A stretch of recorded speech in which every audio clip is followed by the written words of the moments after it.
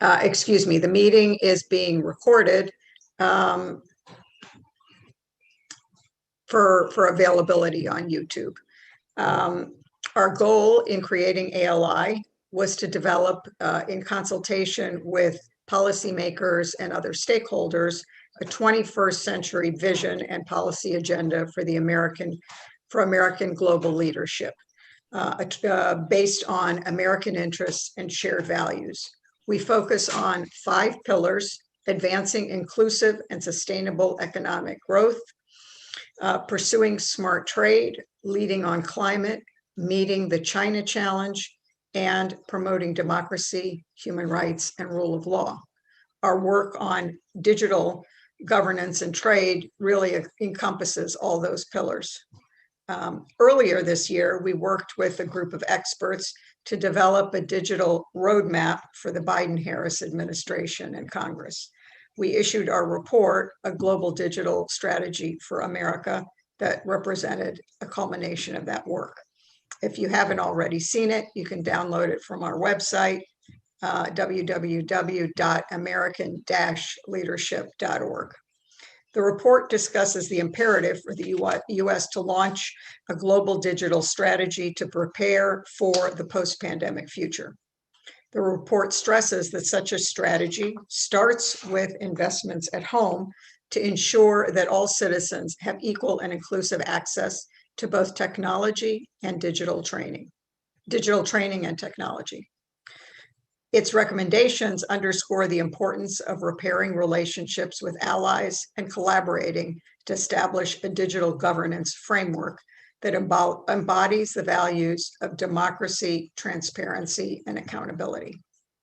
Such a framework would both facilitate the fast-growing digital trade and, importantly, counter China's autocratic digital standards across the globe. This framework could be used as a basis for agreements with other countries who are willing to adopt democratic internet standards, potentially starting with a Pacific Digital Agreement, which would serve also to reassert U.S. engagement in a region that has sorely felt the U.S. absence over the past 4 years. The administration, I think, as all of you know, is now considering next steps. And as a start for that, they're really looking at what would comprise a worker-centric digital agreement before moving forward. Our goal today is to discuss a roadmap that could lead to a Pacific Digital Agreement, with the thought that we're going to put some building blocks together that will be in place once the administration decides that it's ready to move forward. We're also working on a report on also roadmap, not roadblocks, to a Pacific Digital Agreement, which we will be releasing next month. So we're incredibly fortunate to have an amazing group of panelists with us today. Hopefully you have their bios, which we circulated. And our group includes the Honorable Arthur Sinodinos at the big table, Australia's ambassador to the United States, Ambassador Ashok Murpuri, Singapore's ambassador to the US, New Zealand's ambassador Rosemary Banks, and Mr. Takeshi Komoto, who is the METI minister at the Embassy of Japan. Congressman Ami Bera, who is chair of the Subcommittee on Asia Pacific, Central Asia, and Non-Proliferation, will be joining us when his hearing wraps up, probably in about 20 minutes. And unfortunately, Wendy Cutler, even though her box is there, is not going to be able to join us because she had a conflict come up. But I know that we will have a great conversation with all our panelists. So we're going to open with each panelist giving brief introductory kind of framing remarks. And then I'm going to moderate a conversation among the panelists. You can join the conversation by putting your question in the Q&A, the Zoom Q&A function. And I will pause before the end of the panel to take as many of them as I can. So with that, I'm going to turn to Ambassador Sinodinos to start giving his remarks. Ambassador? Thanks very much, Orit, and congratulations to you and the American Leadership Initiative on the work you're doing in this space, the project you've put together, and in bringing together this good group of friends and interlocutors to discuss this important topic. From my perspective, I don't think there's any time to waste. I think you conveyed a sense of urgency with what you're doing in terms of putting together a framework for a Pacific digital agreement. You talked about the importance of democratic governance in that regard, in terms of the sort of rules and standards that can apply in the digital space. The reason I think there's no time to waste is that COVID-19 has accelerated the pace of digitization. No doubt about that. But also what is happening is we are seeing in our part of the world, in the Indo-Pacific, a geostrategic competition, which is being played out on a number of levels. And one of those levels is who sets the standards and the rules for economic and trade engagement. To us, one of the pitches we've made to this administration is that the US needs to be as committed in economic and trade terms to the region as it is in defense and security terms. You've got to turn up. You've got to turn up on various levels. And one of the most important is economic and trade. There's a bit of a narrative in the region that the US is disengaged or somehow declining. I don't buy that. But I think the way to demonstrate that's not happening is by bringing American expertise and presence to the table. In the digital space, I think we can trial this concept of the worker-centered trade policy that the administration talks about. I think this is a good one to examine in that regard. I actually think there are gains from this that to some extent sort of question, whether the worker-centered trade policy actually applies in this space. I think it's a concept which in a way, it almost harks back to the era when most of trade was in goods. But when you look at the digital sector, where many of the benefits from digitization come from the networking effects of having as many people in the system, right? It's like a telecommunications system as well. In that sense, American companies get the biggest benefits from digitization by expanding the net of who they're involved with, who they're trading with, who they're able to have interchangeability with when it comes to the data systems across borders. So I actually think this is one where we can demonstrate the gains to everybody by the more countries that can get involved, subject to having common sets of standards and rules that apply. The other point I would make, and I'll just finish on this point, is that we should not allow debates about designing a perfect system to get in the way of getting on with it. I think what is important is, from the discussions we had with the previous administration, with this administration, there is interest in this area. We don't need to work out, as I mentioned before, the whole theory of worker-centered trade policy to get on with it. We can use this as a test case. But as I say, I think this is a test case where we can show the gains from trade are going to be significant for all the players who become involved. And we can start with a small group and work out from there. Australia's perspective, as my final point, is that we prefer a regional agreement rather than a bilateral agreement, because we think that will maximize the benefits of what we are talking about. Thank you. Thank you, Ambassador. We're now going to go to Ambassador Mirapuri of Singapore to hear his thoughts. Thank you, Orit, and thank you for inviting me for this very important discussion about trade in the digital age. And I congratulate the work that the American Leadership Initiative has been doing. We had a conversation earlier this year about some of your reports, and that's been fascinating. And I think that really I want to build on some of the points that Ambassador Sinodinos worked on, essentially where he stressed the urgency of getting things going quickly. The Biden-Harris administration has had a very quick start off the mark. They had to deal with the pandemic domestically. They had to deal with issues around Build Back Better. But I think now that urgency, now that things have settled in terms of the pandemic, in terms of vaccinations, it's time to get moving on the sort of regional agenda of what comes next. But you've been doing this for a long time. All of us have been doing this for a long time. Trade is a very polarizing issue, not just in the United States, but around the region. And particularly in the current environment, it is that's why it's become even more important that we look at it in terms of where the digital trade is moving. And most expectations are that the value of the digital economy is going to grow.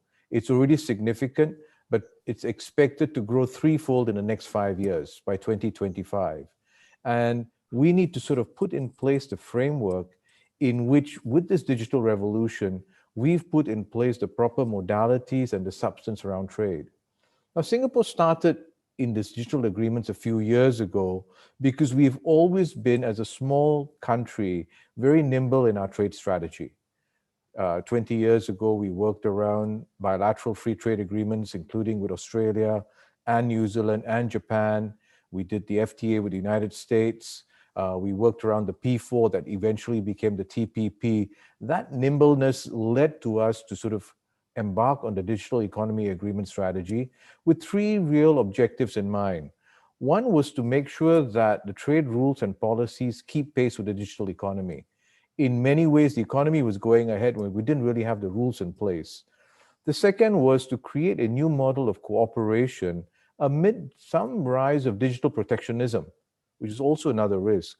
And the third was to create an equal opportunity and participation for everyone in this digital economy, including small and medium-sized enterprises that can better access overseas markets and customers and help them compete against larger players. So it's not just about the big guys. And so far, Singapore has concluded 2 digital economy agreements, one with Chile and New Zealand, the Digital Economy Partnership Agreement in January 2020. And in March 2020, we did one bilaterally with Australia. And these digital agreements have now attracted more attention from Canada, from ROK. We are also negotiating bilaterally with the UK and the ROK. Now, some of the features of these digital economy agreements are really about putting in place very high ambition rules. And I think that's really the strength of where we are, where working with the United States becomes quite important. What are the new rules that we want? What are the new frameworks and standards that we want to enhance the cross-border connectivity and reduce barriers to digital trade? And this is where it gives better policy certainty for businesses, lowers operating costs, makes it easier for businesses to sort of operate in the new digital economy. Besides the high ambition, the other feature of the digital economy agreements was really to start including novel elements that really haven't found a place in traditional trade agreements. What are we going to do about AI and governance standards around AI? How are we going to handle cross-border payments? What do we do with digital identities? All these issues are coming up as we address this idea of digital economy agreements. So really setting the ambition and looking at the novel elements is where we're going to be. It also has, and this really fits into what the administration is thinking about, a trade-centric, a worker-centric trade policy or a worker-centric digital policy. It goes in making sure that we keep all the stakeholders engaged. We want all companies of whatever sizes to have predictable, harmonized rules and cooperation among the governments to make it easier for them, lower the barriers to digital trade and connectivity, get small businesses to embrace many of these digital trade facilitation provisions, such as e-invoicing, because it shortens processing times and makes things a lot easier for them. And it's not just about creating a sort of treaty text that just becomes frozen. It is really fostering practical cooperation, piloting projects that we can start building on, sort of a living agreement, because that's where the digital economy is moving. And in many ways, all of us want to engage the United States. Obviously, the United States digital economy is the largest in the world, and a forward-looking agenda from the United States to engage the region will be welcome. Coming out of the pandemic, much of the recovery will be digital. And in the Asia-Pacific region, there is this momentum of digital economy agreements, and we want the US to be part of that conversation, not just part of the conversation, but lead in shaping the rules and raising the standards. And in partnering with like-minded countries in digital economy agreements, we can achieve three key outcomes. One, a global data free flow with trust. Two, a more connected, interoperable, and secure digital world. And three, greater digital inclusivity. And this is really where we are heading towards, and this is what we'd like to sort of achieve through the digital agreements. And we welcome the US to play its role in leading the way forward. Thank you. Thank you, Ambassador. I'm now going to turn to New Zealand Ambassador Rosemary Banks. Well, what a pleasure to be on a panel with such good friends and colleagues, and thank you for the opportunity. Thank you too for the work that the American Leadership Initiative is doing to advance this really important debate. I suspect that amongst ourselves this afternoon, it's going to be more of a discussion than a debate, because I think we're probably all equally convinced of the potential and the value of heading ourselves into a regional digital agreement. New Zealand, like Singapore, has already enthusiastically embraced the digital agreement concept through, as Ambassador Nirpuri just mentioned, through our Digital Economy Partnership Agreement. And there are several reasons for New Zealand why we wanted to enter into that agreement. First, our government is very committed to spreading the benefits of trade, spreading them to all parts of the community, including women, Indigenous, rural communities. And so that is very worker-centric, if you like. Secondly, for us, the connectivity that we get through a digitally enabled economy is really important. We're distant from our markets, and we are a community of small and micro businesses. And when we say small, we mean small because 97% of New Zealand businesses employ fewer than 20 people. So in our case too, many of those small businesses are actually distant from the cities, and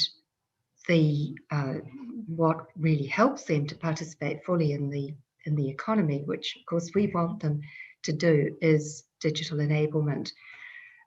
It's been mentioned by my colleagues, but of course the pandemic has really changed the way the world does its business.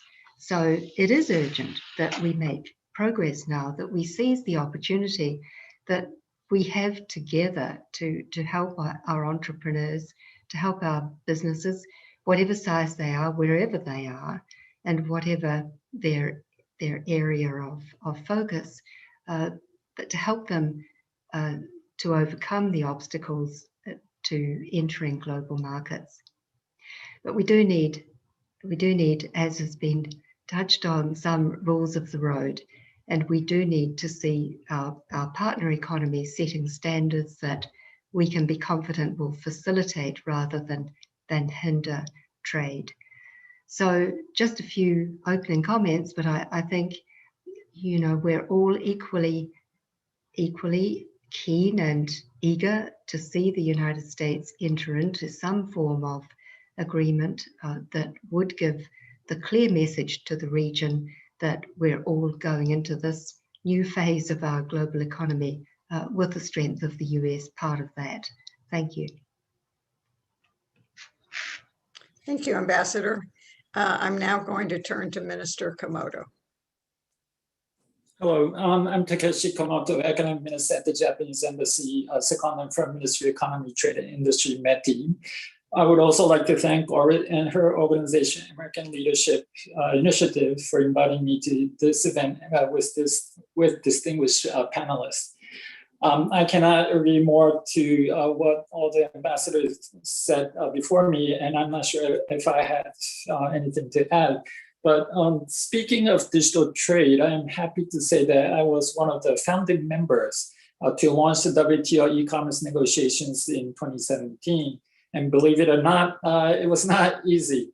It may not be obvious to some people, but I didn't spend much time with my colleagues of developing countries. Rather, I spent more time, or most of the time, with my colleagues from the United States and EU, trying to bridge the gap between the US and the EU. And I think this shows how complex the positions and views of members are, even among seemingly like-minded countries, and how complex the negotiation is in Geneva right now.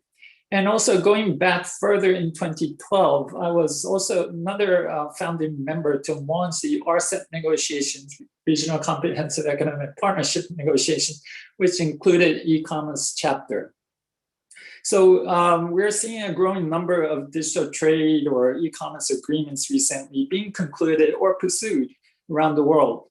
But I would say there are in patchwork of rules and regulations, and we still don't have global rules and of digital governance.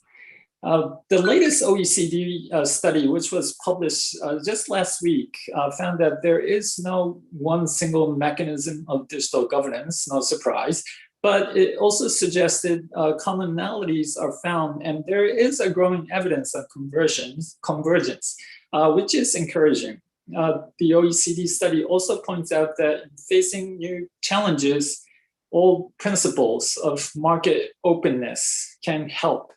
They are 1, transparency, 2, non-discrimination, 3, avoiding unnecessary trade restrictiveness, and 4, interoperability. And I think these 4 terms are all familiar with all of you on the screen. And so on this optimistic note, I look forward to the discussion today. Thank you. Thank you so much. And I see that we've just been joined by Congressman Ami Bera. So you're absolutely on time because the other panelists have just finished giving their intro remarks. So we can turn to you for your couple of your thoughts before we begin the moderated conversation. You're on mute though.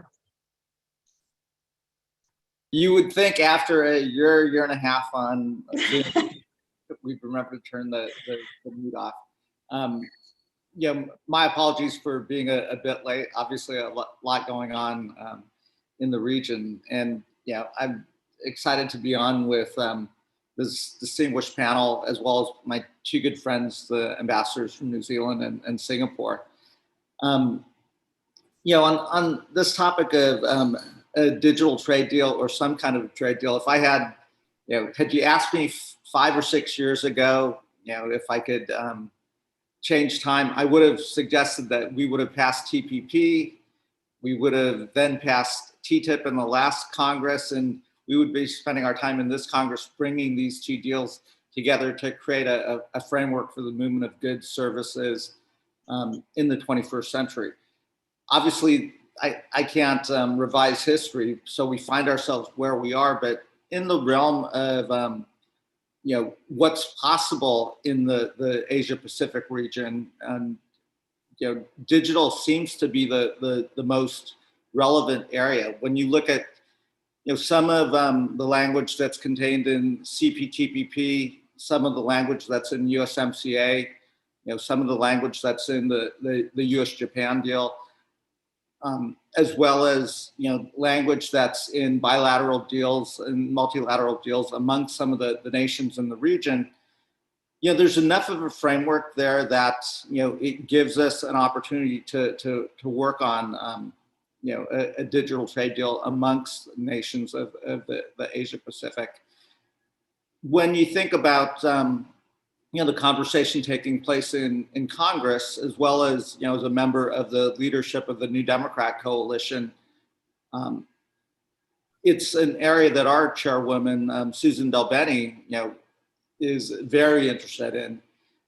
So a few first steps. So I think at least on the Democratic side, you'd have a lot of interest in trying to create a framework of a digital deal.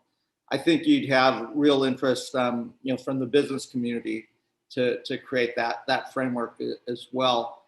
And clearly the nations in the region would like to create some framework. I think a few first steps that we certainly have to take care of within Congress are, one, we do need to give the president continued trade promotion authority. That deadline is coming up, and I think that's an important piece that you'll see the New Democrat Coalition taking a lead on.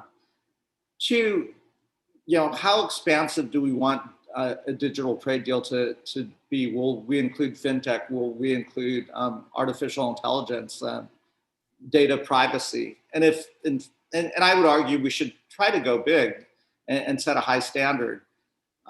We then have to, define what data privacy looks like in the United States. What are our standards in the United States if we're asking for standards amongst other partners and allies? So I think there's some urgency for the United States to define what this means within the context of our own borders. How do we approach AI, et cetera?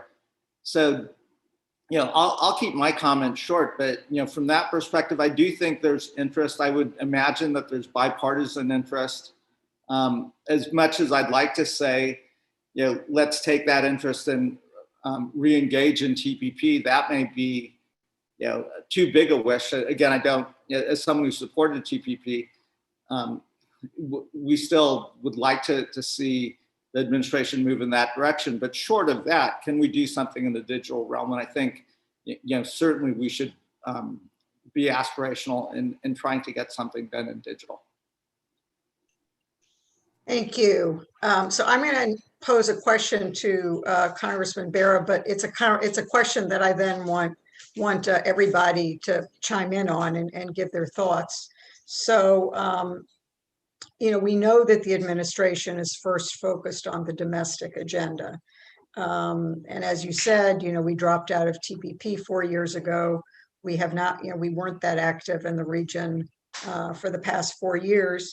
Can you discuss from your perspective the strategic importance to reassert American engagement and leadership in the region? And then I'll ask the ambassadors, would a digital initiative be seen as a way for the U.S. to re-engage in Asia?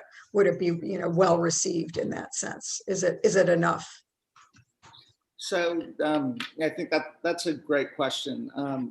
I do, those of us that supported TPP never actually saw TPP just as a tool and agreement of the movement of goods and services. It was a geopolitical strategic tool signaling the importance of the U.S. engagement and presence in, again, what I think in the 21st century will be the most dynamic region in the world.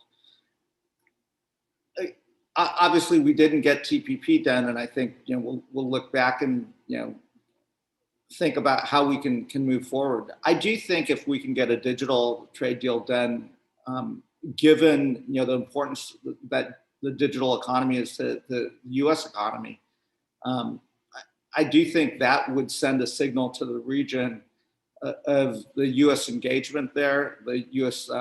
leadership in the region, but I would say the U.S. partnership in the region. And again, I think you take our friends and like-minded allies like New Zealand, like Singapore, like Australia, like Japan, and build off of the mutual interest that I hope we all have in there. And as those conversations are taking place, much like TPP, I think you'll see other countries, thinking about wanting to engage as well. And can you create that coalition? You already have a deal within Singapore and New Zealand and Chile. So I think there's interest. I think it's the right thing to do. I do think not just from a symbolic perspective of the U.S.'s interest in the region, but also these are issues that we have to resolve and set a high standard on. Thank you. I'm going to now really ask the ambassadors to chime in on their thoughts. Well, I'm happy to kick off. Look, what Congressman Bera says in terms of the strategic significance of the US presence in the region, which would have been, I think, cemented by the TPP is absolutely right. But we're not going to worry about that now. We've got to get on with what we've got in front of us. And we do have a potential digital trade agreement in front of us. We have frameworks, as my colleagues mentioned. We've already got a number of agreements in the region. I also see this from the perspective of the work that's being done in the Quad in areas like critical and emerging technology, where a lot of the focus is not just on investment in the technologies, it's about standard setting and rule setting. And I think this is a really good one in an area which is part of the future. This is all about tomorrow, about how we set rules and standards. So I don't think we should have any hesitation in wanting to get into this and in seeking to do this in a way which conveys to our domestic constituencies the benefits. Rosemary alluded before to small business. Small business employs a lot of people. So if you're talking about worker-centered benefits, a lot of those benefits will come through to small business able to not just trade domestically, but trade across borders and be born global, if you like. So from my perspective, I think it's important, both in the context of the Quad, the work we're doing there on critical and emerging technologies, that we look at doing more on standards. Australia's experience has been very clear. If you don't set the standards, others will seek to do it for you and on their terms. We saw this with what happened with the 5G rollout in Australia, the role that Huawei and ZTE wanted to play in that context. So this is really all about who sets the rules, who calls the shots, and who gets to be on the ground floor. And I think Ashok before talked about artificial intelligence. Well, this is an area which is going to be burgeoning. And we've got to make sure between ourselves, the Europeans and others, that we're setting the rules, including the ethical rules around how AI is used. So these are debates that we're going to have in one form or another. My final point on this is with the Europeans, particularly when it comes to issues around data privacy, we're going to have to work out exactly what is the model that we can all live with. There are some strong views around freedom of expression, the extent to which governments regulate this space. At least if we have a transparent debate in the style that liberal democracies are used to, we can actually tease out some of those rules and standards. Thanks. Can I just jump in after Arthur to say, absolutely, here to all of that. Also, just to come back to the point that Congressman Bera made about, some of those difficult areas like data privacy and artificial intelligence, and again, it's this question of how much perfection do you have at the beginning of an agreement? Do we have to wait until each country has really worked it out?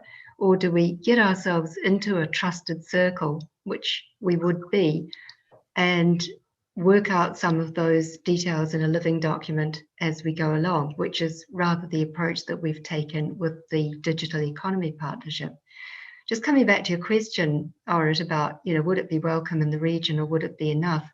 I think because of the context that we now find ourselves in, where people are having to think differently post-pandemic about how to do business, and particularly small businesses, that there's a new alertness. I think there's a new appetite to do something like this, which perhaps makes it more possible for us to push things forward.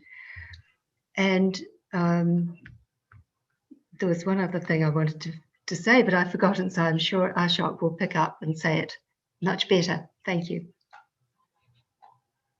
Thank you, Rosemary. I can't read your mind, but let me take a few things that first from Congressman Bera, and it's good to see you again, Congressman. I think that the role of Congress at this stage is very important. Your partners would like to see some sort of bipartisan sort of approach that suggests that the US is engaging with the region, engaging globally around this. And I think that one indicator, this may be a little bit unfair to consider an indicator, but we all do, is the renewal of TPA. It is coming up for expiration. I'm not sure whether digital agreements will necessarily have to have TPA, but it will be a strong signal if the administration and Congress works early to say that we intend to extend TPA. Because without that signal, if it is allowed to expire, I think it will raise questions around the region, is what is the US trade strategy for the region and globally?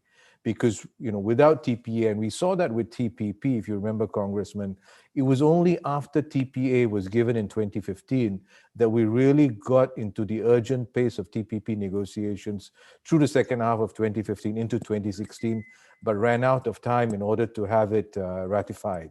So that was, it's one thing for Congress to take up with USTR of what they are looking in terms of the TPA, but the rest of us will be seeing that as a signal. Coming back to your question already about, is digital enough?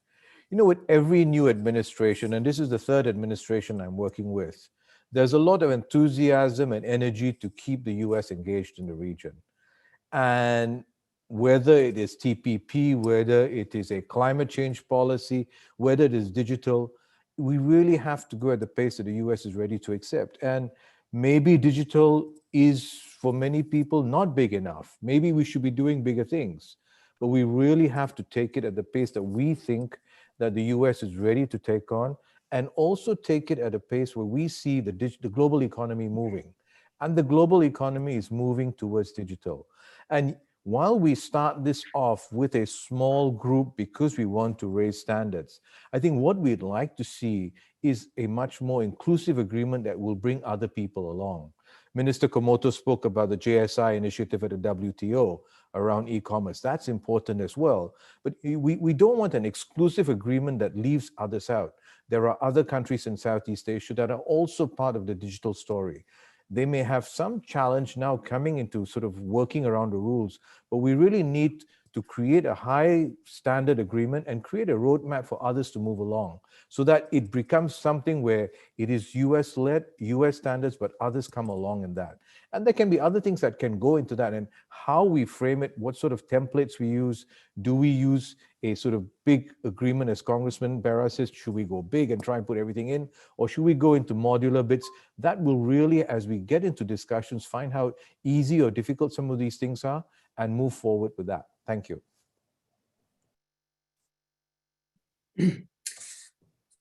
I don't know if I have so many things to add after Congressman and all the ambassador said. I read to all, but just to your point of Or's question. We want the U.S. to be back in the region, and I think that's kind of a consensus in the Indo-Pacific region. Of course, it would be ideal if the U.S. could participate in the CPTPP, but of course, if it's too early for the United States, and a regional digital trade agreement is a path forward, a way forward. Of course, that would be most welcome in our region. Thank you. Perfect. Well, I'm now going to ask Ambassador Banks a question, and that is, as we said, the Biden-Harris administration is focused on developing a worker-centric trade agenda. And I know that New Zealand has a program they call Trade for All, which I think has in it a lot of the kind of themes that the administration is looking at. And I'm wondering if you can talk about that a little bit and really discuss how digital trade and governance fits into your Trade for All agenda. Thank you. Indeed, it is really a priority for our government to make that trade agenda a more inclusive one. And that, of course, is one of the drivers why we're so keen on the digital economy and digital agreements. But just backtrack a little bit in history, 2018 was launched what we called a Trade for All consultation.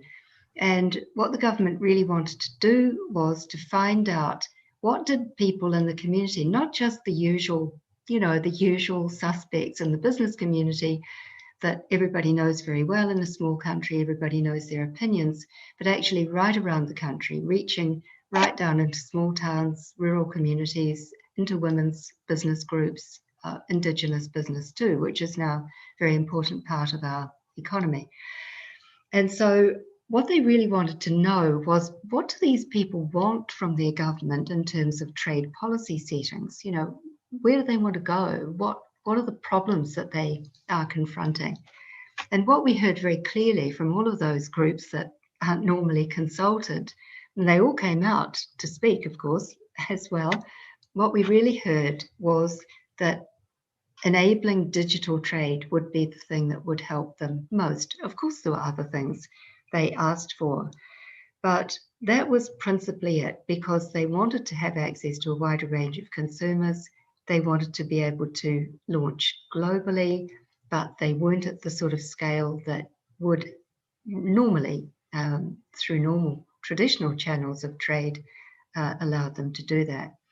So this really gave us impetus in a number of areas, but particularly on developing the digital economy. And that's only been further pushed along by the experience of the pandemic. Thank you. All right, this is a question that I think everybody will have thoughts on, and that is an important reason to pursue a Pacific Digital Agreement. I think a couple of you touched on this, is the need really to assert a transparent model of digital governance, a democratic model, to really counteract the autocratic model being promulgated by China. Can you discuss the importance of that and how it would really be received by others in the region? And obviously, Congressman Barra, you can discuss the U.S. perspective on that. So I will start with that. And let me just make a comment off of what Ambassador Banks said. I think including, and I'll use the Biden-Harris language, the issues of equity in digital trade, I think would be very appealing to the Biden-Harris administration if we framed it around issues of equity, so that it was inclusive. And so, you know, in terms of signaling to the region, I think it's clearly very important for us to pursue. And you know, the partners that are on this screen: Japan, Australia, Singapore, New Zealand.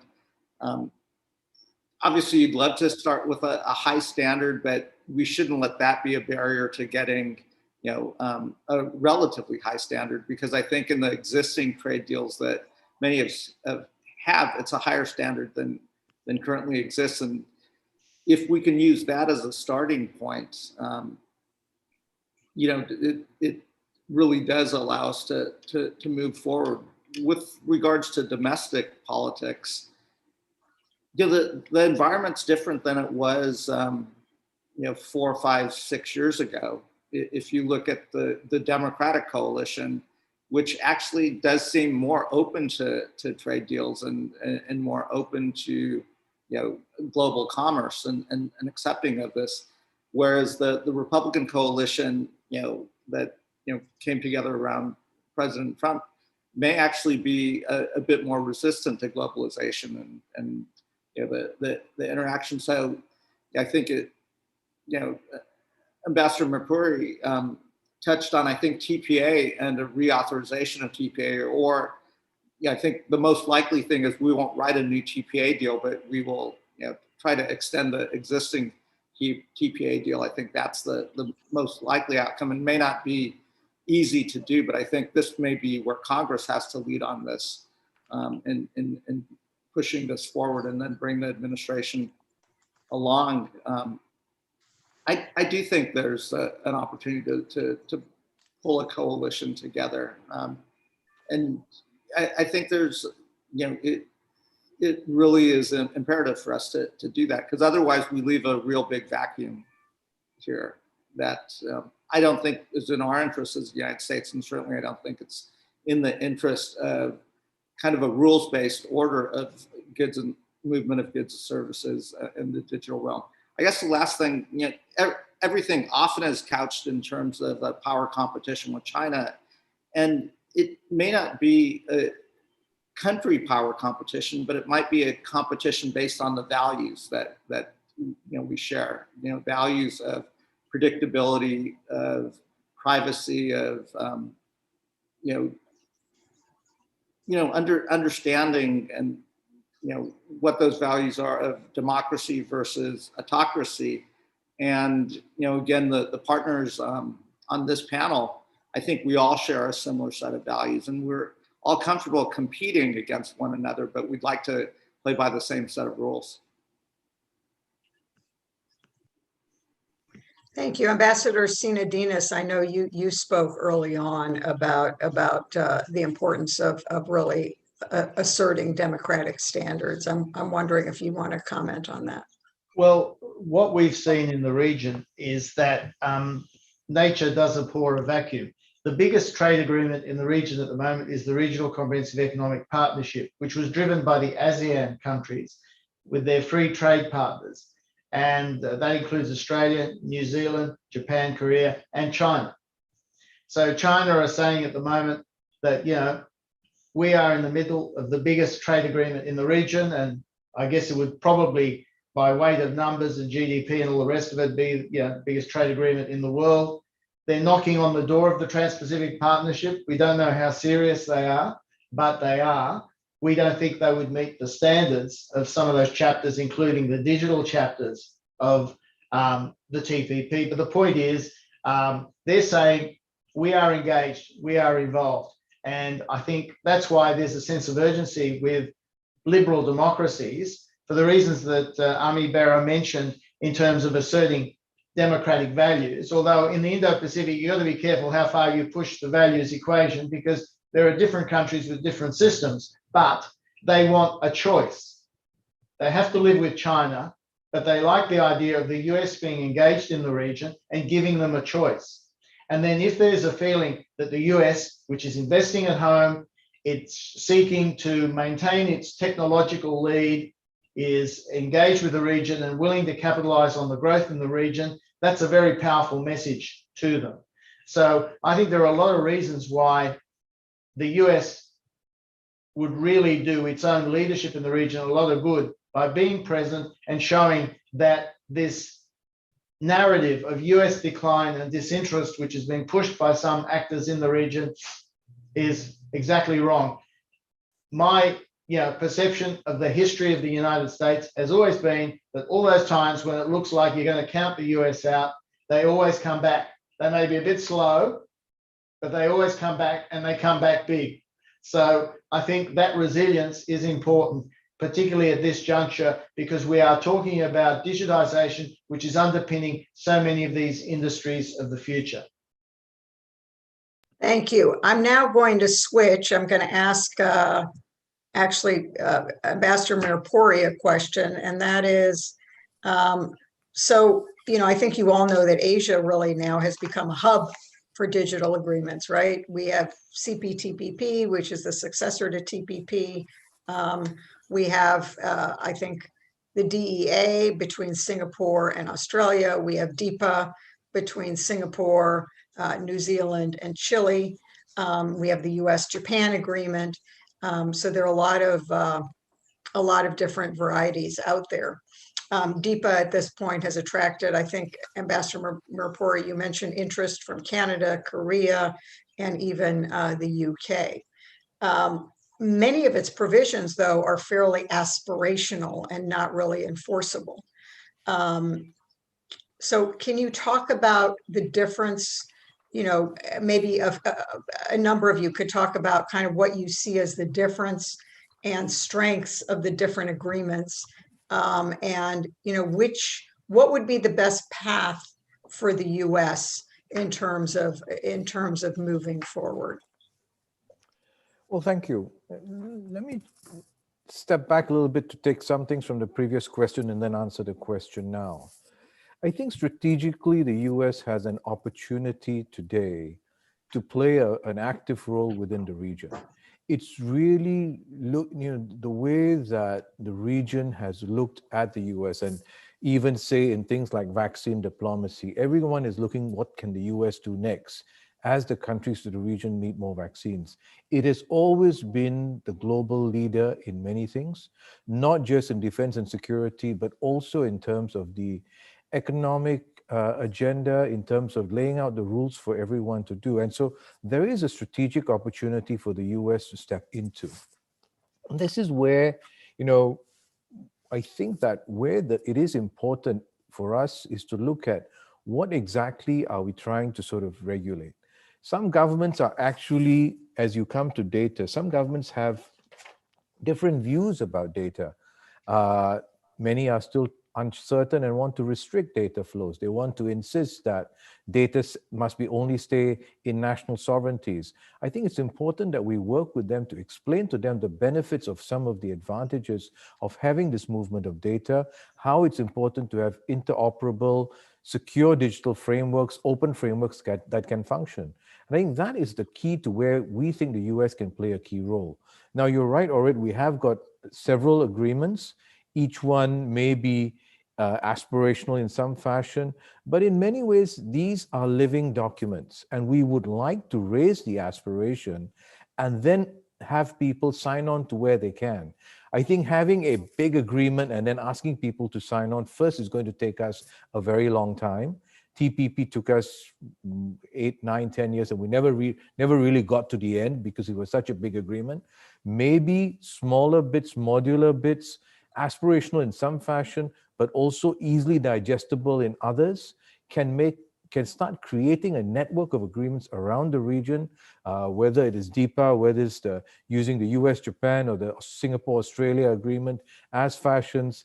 How do we do that? I think that's where we'd like to see these network of ideas come together and really have some people take on some of this, but making sure that many of these things are interoperable, not creating sort of separate systems or having people adopt separate systems. Let's move them all towards a bigger, broader goal. And I think in this, the US can play the role because they are really the driving force for innovation and entrepreneurship comes from the United States, particularly in the digital economy.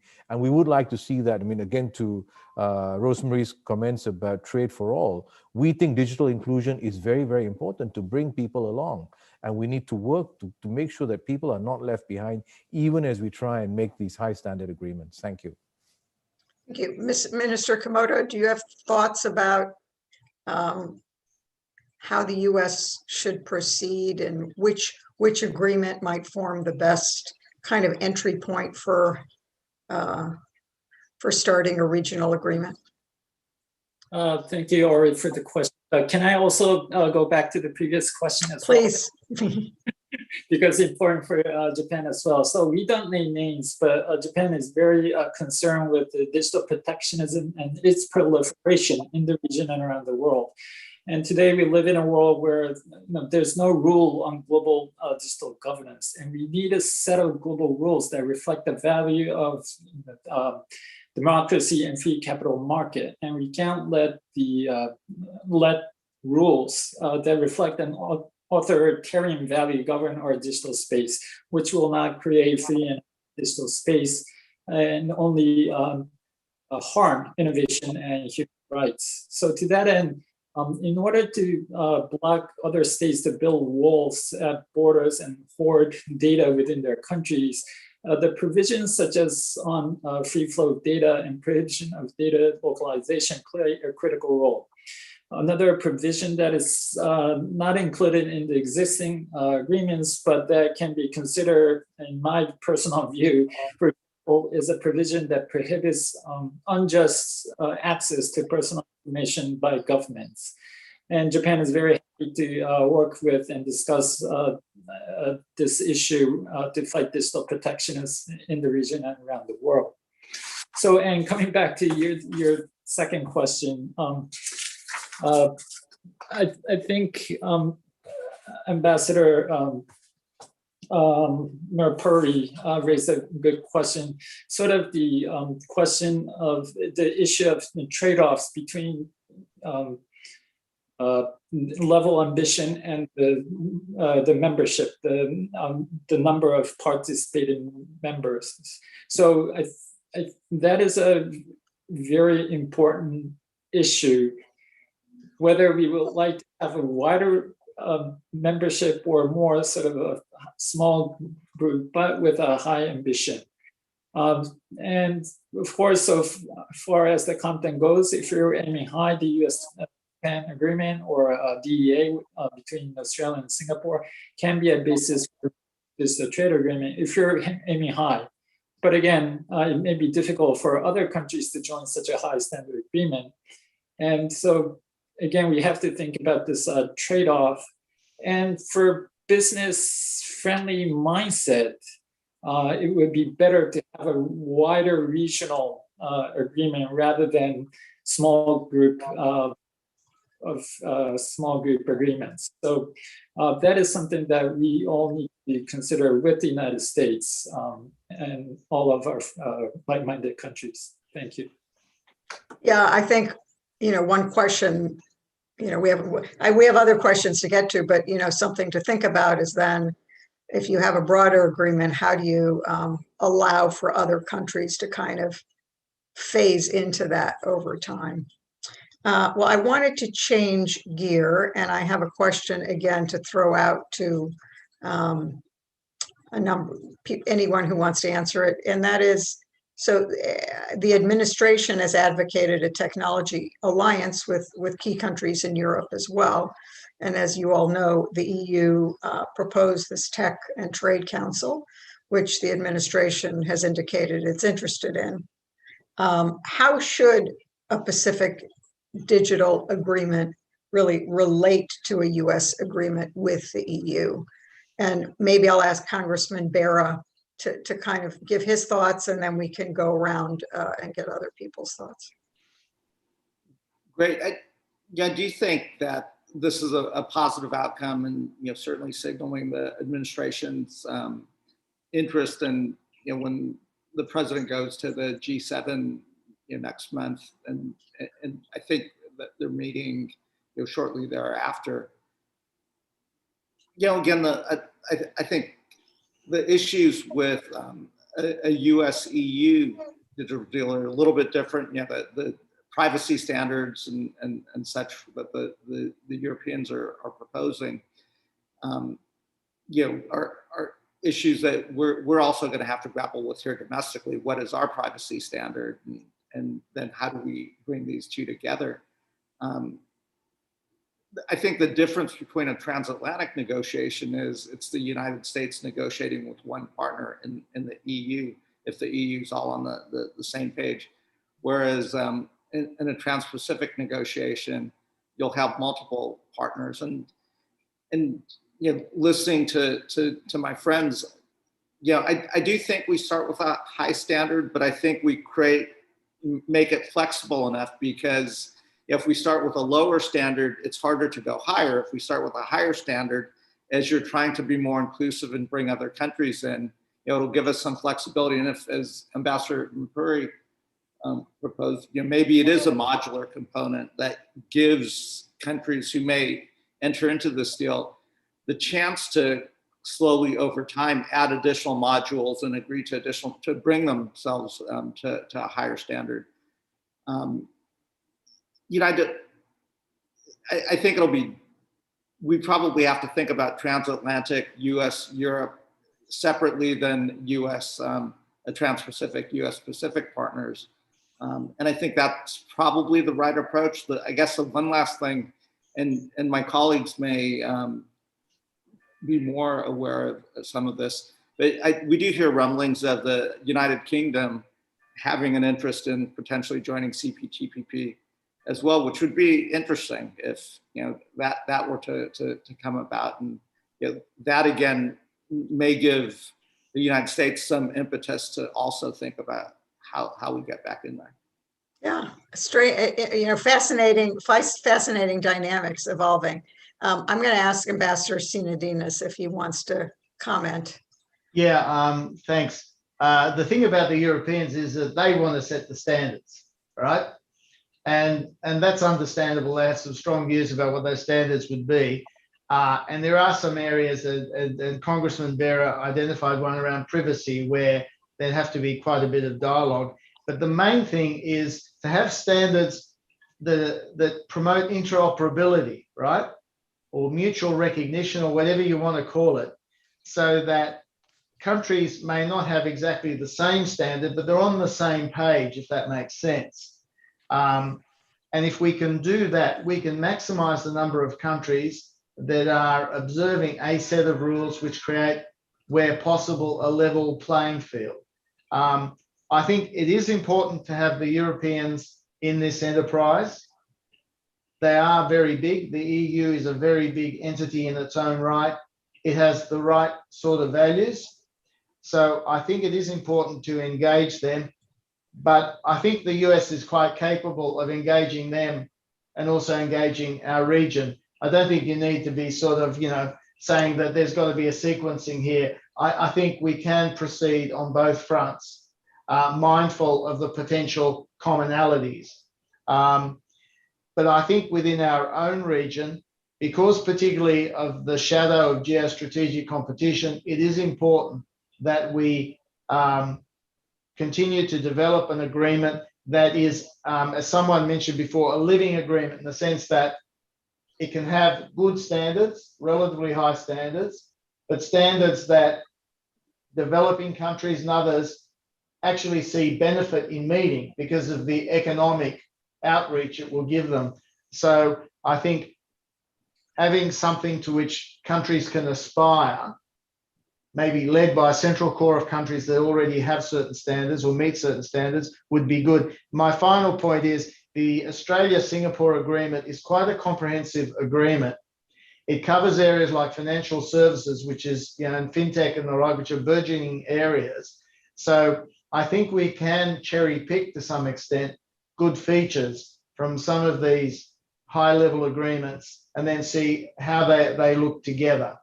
The other point I would make is that while, obviously having TPA is very important for a number of reasons in terms of the signal it sends to the region, we can also do an executive agreement to kick off with, if that helps to get the process going. But of course, keeping the Congress always in the loop and informed, because ultimately we want agreements that have legislative backing. Because one of the questions that people always have in the region is, it's great, the US at the moment is saying all the right things about allies and partners, but will this stick? What happens at the next election or the election after? Will there be an 80-degree turn again? Thank you.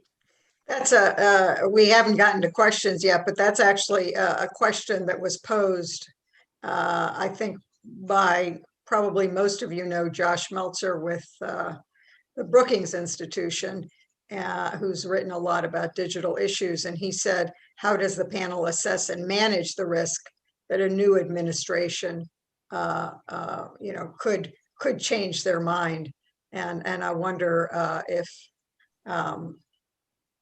anybody, Ambassador Banks, maybe if you want to comment on that. Actually, I want to just comment on a phrase that Arthur used a few minutes ago when he said countries seeing the benefits. And I do think what's going to be really important, whatever nature of digital agreement we settle on, and as a member of DEPA, we would really favor a modular approach like that as being more accessible to more countries. But I think we really are going to need a very careful new narrative. And it goes to a couple of reservations that are around. First of all, of course, the sort of innate sensitivity around trade, not just in the US, but elsewhere, but also that question that has just been touched on, can we count on the US staying around for a new agreement like this? So I think when we get to the point where we've worked out what we want to do together, we also need to work out very carefully how we tell the story about the benefits of it and what channels we use for that. I'm avoiding your last question. Thank you. I think you did answer it in some way, in the sense that I think talking about the benefits hopefully gives it enough clout to be carried by a future administration. I think unfortunately the timing with TPP was such that we really didn't get much of a chance to really properly discuss the benefits of it with the public in a way that really resonated. Or if I can come in here on Please. two things. One, on Congressman Berra's point about the UK. We have seen the UK, as after Brexit, really taking a stronger, what they call, tilt towards the Indo-Pacific.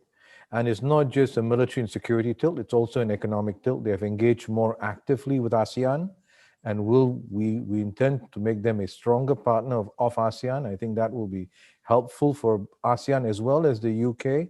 With the UK, Singapore is negotiating a digital agreement. They're very keen to do that, and we're, again, two like-minded partners talking about the digital economy. We think we can sort of have sort of a common areas in which we can work together.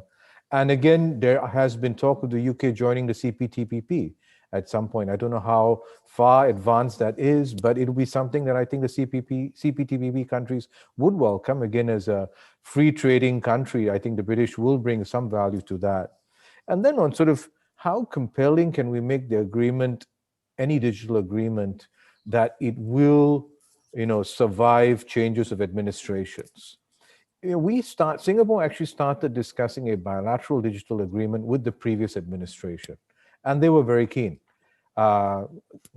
We ran out of time, and so we think that, whether it is a Republican White House, a Democratic White House, whether Congress is Democratic or Republican, we can put enough compelling parts that it can survive changes of administration.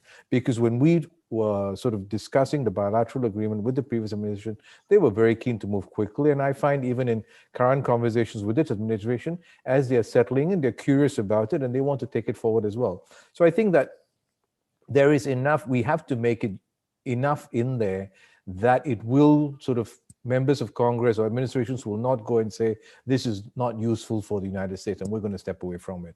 And I think having that, negotiation, having that in our mind will make sure that it will be a long-living agreement. Thank you.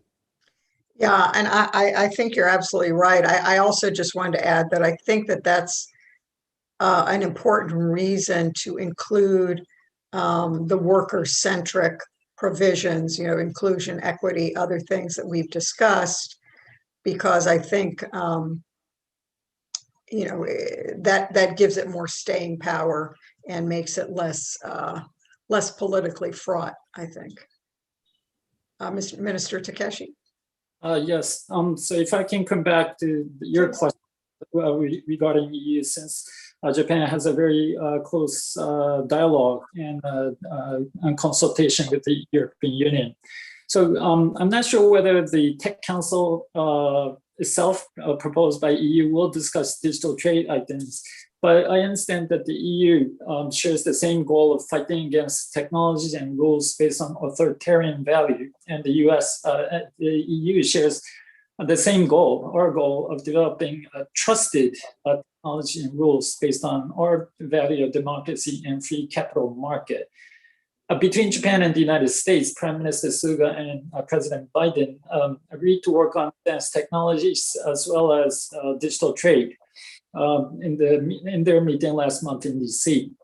And Japan and the US worked together with the European Union through Trilateral Trade Ministers Initiative to update the rulebook of trade, including digital trade. And our work in the Indo-Pacific should connect with the work with the EU. And we need to make sure that we're on the same page with the EU. Otherwise, we will not be able to counter and fight against the other side effectively. So maybe one thing that I would like to request to both the US and EU is the resolving the issue of privacy between the EU and the United States. Three of us, Japan, EU, US, and EU, have been discussing this privacy issues for quite some time, interoperability of our different legal framework. But unless the US and EU come closer and resolve this issue and find a way out, it's a bit difficult even for three countries to agree on an interoperable framework. Well, but in any case, it is not enough to counter and fight against the other side by limiting ourselves to team in the Pacific.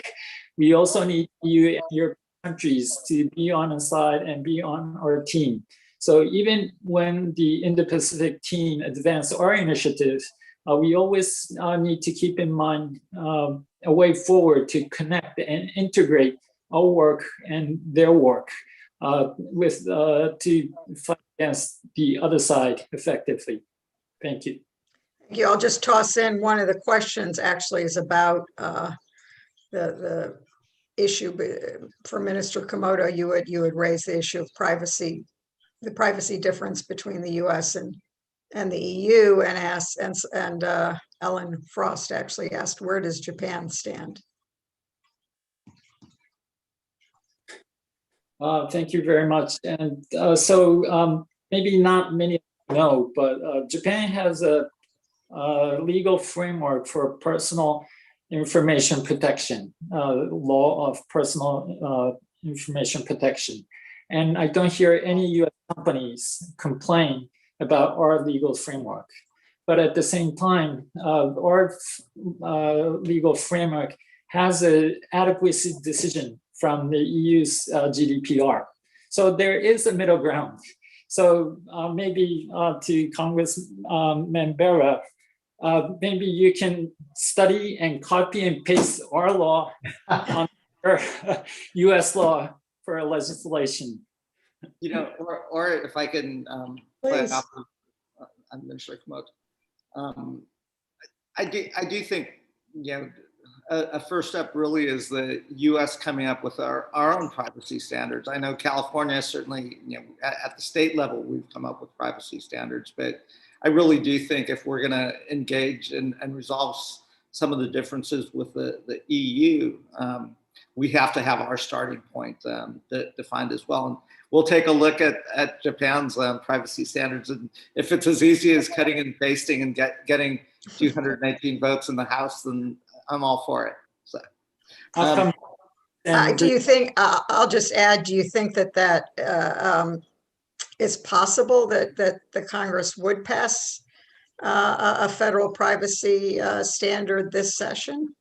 You know, certainly I would say if it's not the top priority for the new Democratic coalition chairwoman, Delveni, it's close to her top priority. Yes. Close to our coalition's top priority. And yeah, there is a digital trade caucus, and I think privacy is probably one of the starting issues. And yeah, it won't be easy, but can we at least make progress and have that framework so it also can be used as a signal in negotiations with others.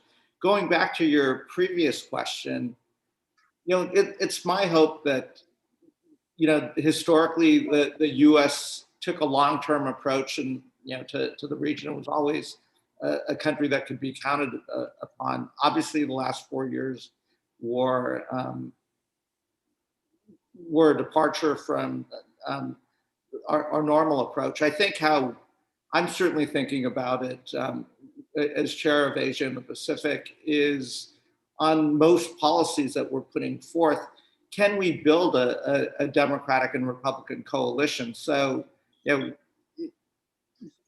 in the region, we have to play the long game because there's an influence competition and an economic competition taking place with China, and they are playing the long game. We can't have a strategy that changes every 4 years or 8 years based on a new administration.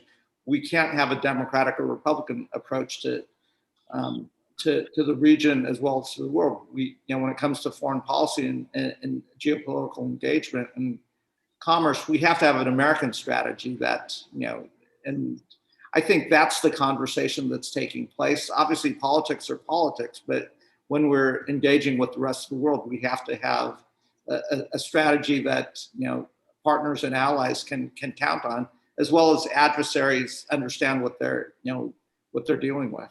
So, well, Congressman, from your lips to anybody's ears, I think that's really kind of something that we all aspire to.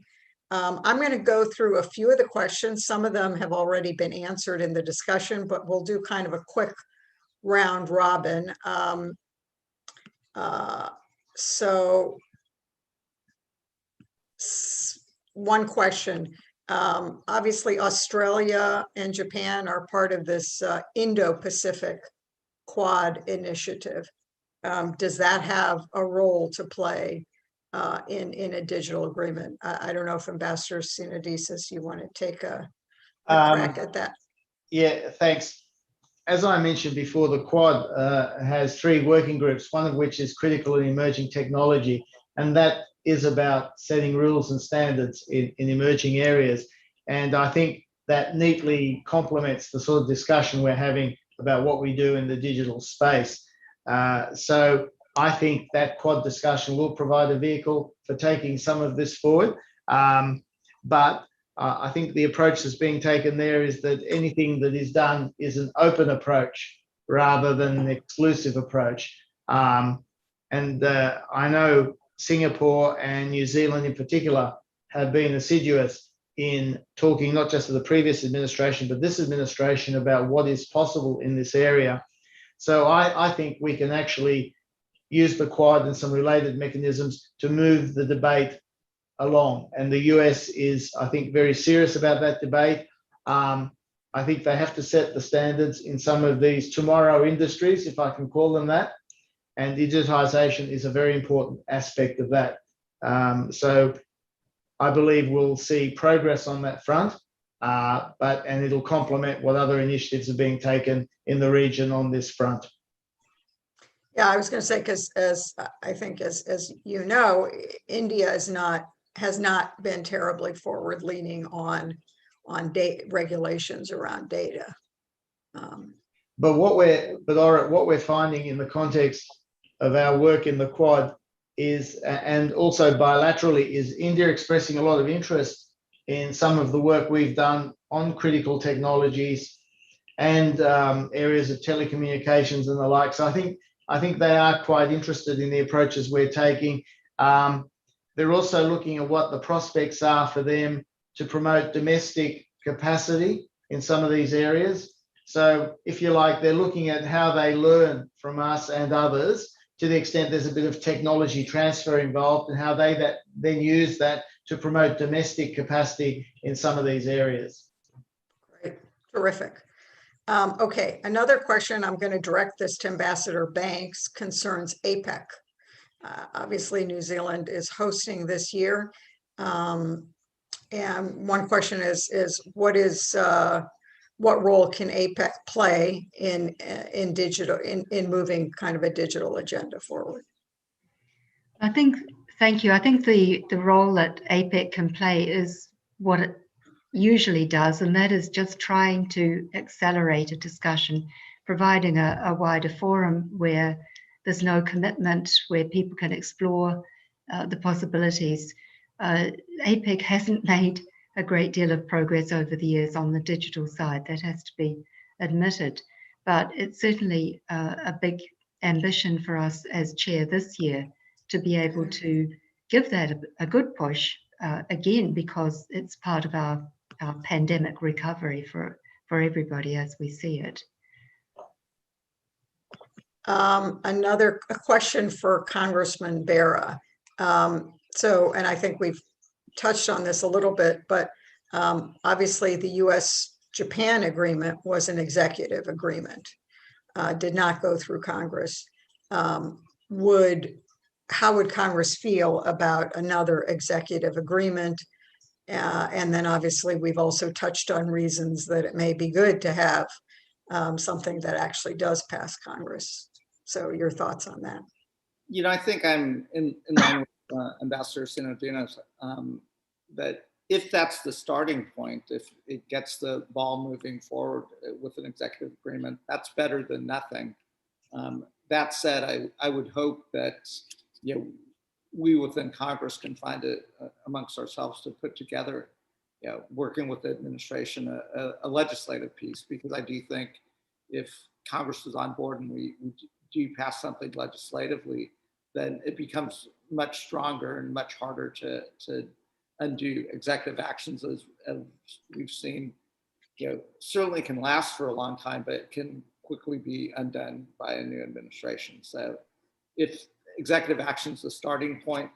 That is better than nothing. But I would hope we do something legislatively in Congress. Great. Minister Komodo, somebody asked, what role would the U.S.-Japan agreement play in, let's say if the U.S. joined DEPA or DEA, what role would the U.S.-Japan agreement play? How would it fit in?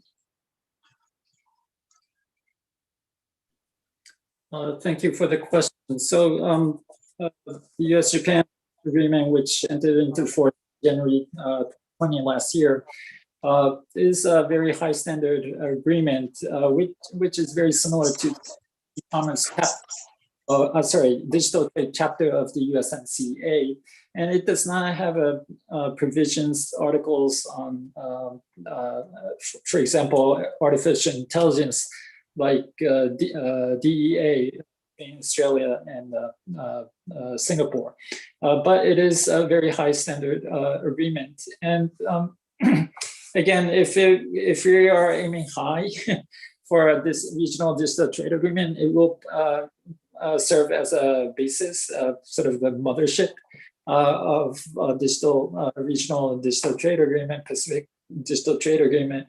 But again, it may be too high for others to join. So I think, again, we need to sort of think about this level of ambition and the membership. Of course, there are other agreements in the region, as we discussed before, DEPA, RCEP, and others. So I think we should, and other creative way. Ambassador Mercuri talked about modular approach. So I think there are many ways to sort of put together a digital trade agreement in the regions. But of course, again, Japan-US digital trade agreement can serve as a platform if you're aiming high. Thank you. So to date, I think most of the agreements, if not all of them, actually have relatively kind of loose cooperative language on some of the new technologies like AI and facial recognition. But I think, when we talk about democratic, transparent standards, I think those are, technologies that come to mind as ones that can certainly be used for bad as well as for good. And so, it does seem important to negotiate firmer standards for their use. And I wonder, is there discussion along that? Are there discussions along those lines? Are countries ready to actually commit to and develop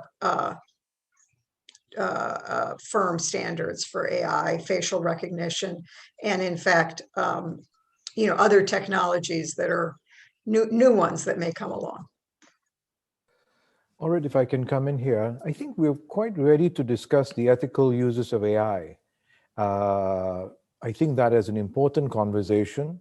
We don't know where it will end, but we think that, around things like we all give our iPhones facial recognition so we can open it much quicker. Then when it comes to some sort of facial recognition by governments, I think we need to set up some sort of ethical standards of how do we do that facial recognition. Similarly with AI as well, most of our phones have got so much AI into it. But again, as governments, as we start to negotiate these things, we'll really have to think about what are the ethical standards. Singapore had actually come out with some standards earlier. And, as we discuss, we can quite build on them. And, we have opportunities to do different things with different people. One idea, as I mentioned earlier, was modular agreements. Since Singapore already has bilateral agreements with Australia, New Zealand, we can negotiate a range of bilateral agreements as we did with FTAs and then create that network. So I think we have to be creative. I think we have to find ways in which we can move a lot quicker. Arthur started our conversation at the start talking about urgency. I think urgency is important. sort of the economic world has shifted, the geopolitical world has shifted. We really need to move quickly. We need the administration and Congress to send some white smoke up exactly to know where are we going, because as it is 5 months in the administration, we're not quite clear where the policies are going to be. So, that is where I think we'd like to see a little bit more sort of signaling of what are they interested in. Then we can shape the areas in which we can get some of those conversations going. Is it around fintech? Is it around AI? Is it around getting agreements on data and data protectionism? Once we get that, I think all of us, Japan, Australia, New Zealand, Singapore, can be quite flexible in saying what it is that sort of fits into the US strategic interests, as well as fits into the reality of the digital economy. And so we will wait for a signal from the administration of how they intend to proceed. Thank you. Well, we need to wrap up. Congressman Barra, are you ready to get your fire ready and start sending smoke signals up? Absolutely. I think I do think it's important. To the administration's credit, obviously in the middle of the pandemic, the focus has been here domestically. But as we start to look externally, I think it is really important for us to send those signals and create those partnerships where we can. And I'm an optimist because it's the right thing to do. And we don't always start at the right place, but generally the United States ends up in the right place. So I think we will get this done. Good. All right. So that's a great note to end on.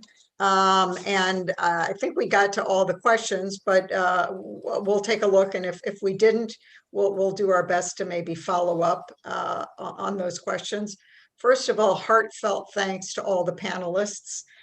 This was, I thought, a really, really excellent and thought-provoking discussion. I'm heartened, Congressman Barra, by your optimism. And I'm really also heartened by the comments of the 4 Asian officials, just with the urgency and direction that they have on digital issues, and the fact that the door is wide open for the US to join in any number of ways and formats. So I'd like to thank all of you. I'd like to encourage all of you to go to our website, www.american-leadership.org, for much of our latest thinking, including our Global Digital Strategy Report. Special thanks to our audience for being with us for the discussion. I look forward to having all of you join the ALI community. Feel free to contact me or others from our team through our website. I hope everybody's getting vaccinated. Stay safe and be well. Bye-bye.